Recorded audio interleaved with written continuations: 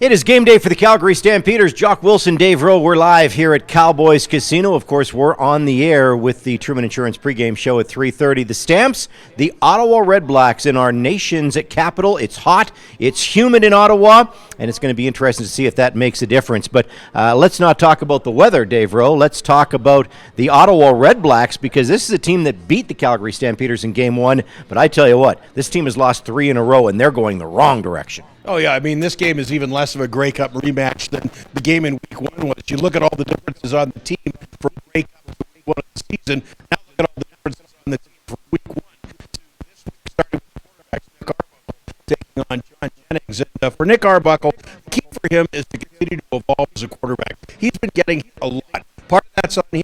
He needs to get the ball out a little bit on a lot of occasions. Part of it's on the O-line. Ucombre Williams is back and said that's going to help. Part of it is on the game as Terry Williams needs.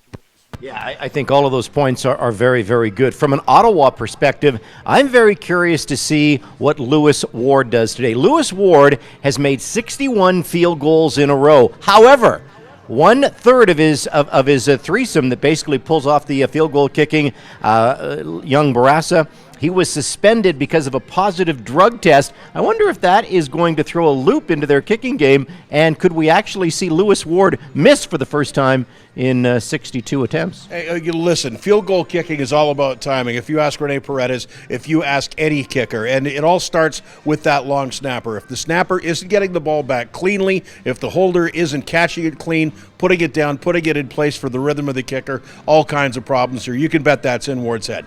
Here's a question I have for you. The Calgary Stampeders are 3-2. 2 other teams are 3-2. The Edmonton Eskimos, the Montreal Alouettes. We know Winnipeg, they're the top team in the league. They are 5-0. The Hamilton Tiger Cats, they're number 2 at 4-1. But you look at all the 3-2 teams, who's the best 3-2 team in the Canadian Football League right now?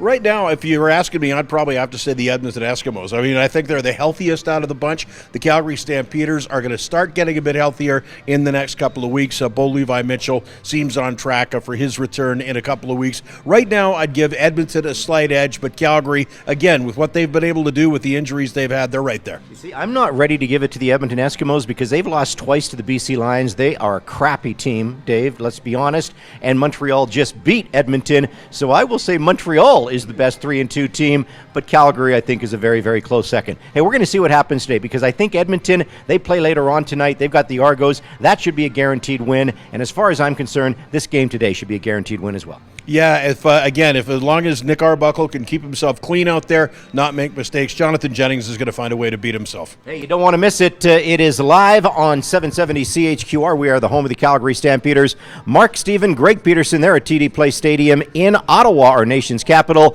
They will have the exclusive radio call for you just after 5 o'clock this afternoon.